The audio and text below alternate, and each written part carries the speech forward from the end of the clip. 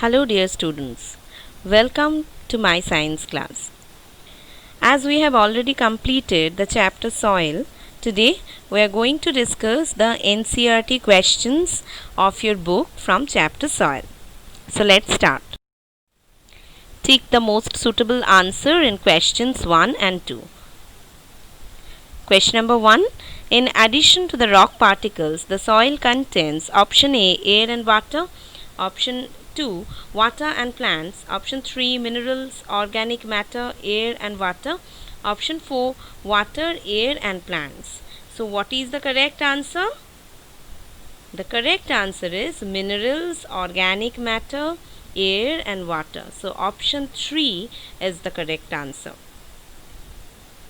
Question number 2. The water holding capacity is highest in sandy soil, clay soil, loamy soil, or the mixture of sand and loam.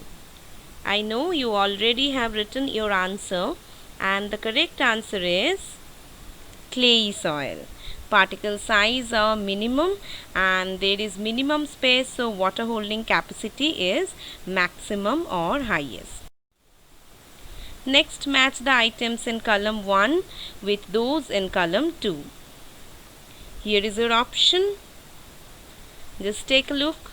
A home for living organism, upper layer of the soil, sandy soil, middle layer of the soil and clay soil. You have to match the correct answers of column 1.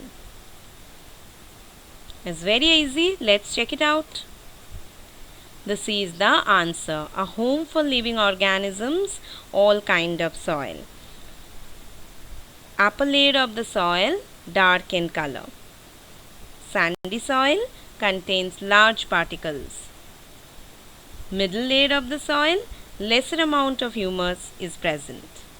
And number 5 is clay soil, small particles and packed tight.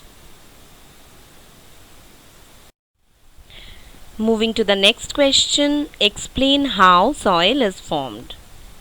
Your answer is, soil is formed through the process of weathering. Weathering is a process of physical breakdown and chemical decomposition of rocks and minerals near or at the surface of the earth. This physical and chemical decomposition is primarily done by wind, water and climate. As a result of these processes, large rock pieces are converted into smaller pieces and eventually to soil. So it's a lengthy process, take years of time to do. Process of weathering, you can see from the upper layer of the soil. Next question, how is clay soil useful for crops? This is your answer. Clay soil is useful for crops for the following reason. Number 1, it has excellent water holding capacity. Number 2, clay soil is rich in organic matter. Number 3, clay soil is suitable for growing cereals like wheat. Number 4, water holding capacity of clay soil supports the growth of crops like paddy, which require more water to grow.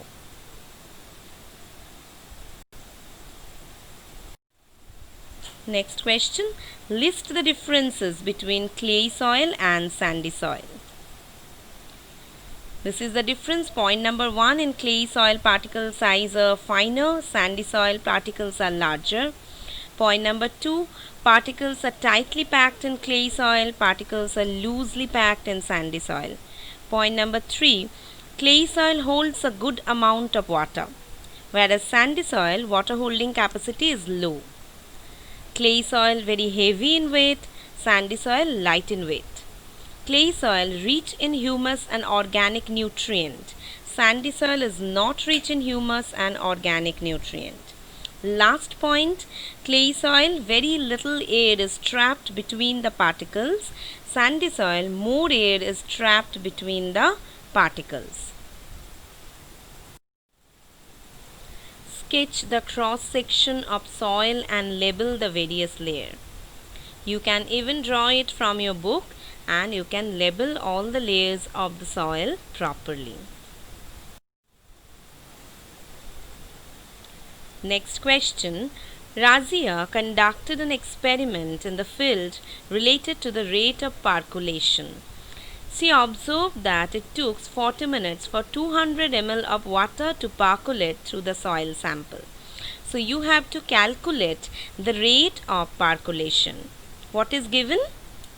Given is amount of water equal to 200 ml and percolation time is 40 minutes. So rate of percolation is equal to amount of water in ml per divided by percolation time in minute.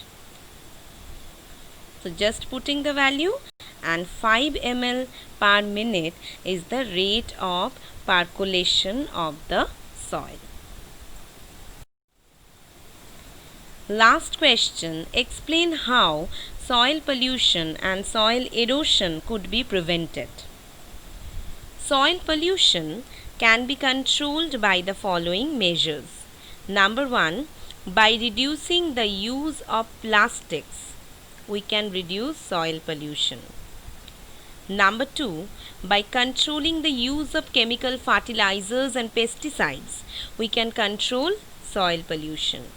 Number 3, by preventing untreated chemicals to release in the soil directly.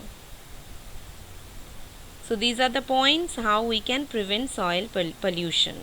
Now soil erosion can be controlled by taking the following steps. What are those? Planting more and more trees will result in reduction of the soil erosion, because we know that root of the plants provide anchorage to the soil. So if we plant more and more tree, the different agents of the climate like wind, water, they cannot cause soil pollution. And point number 2, by stopping deforestation and avoiding overgrazing of the animals. So this is our NCERT solution of chapter soil. Thank you.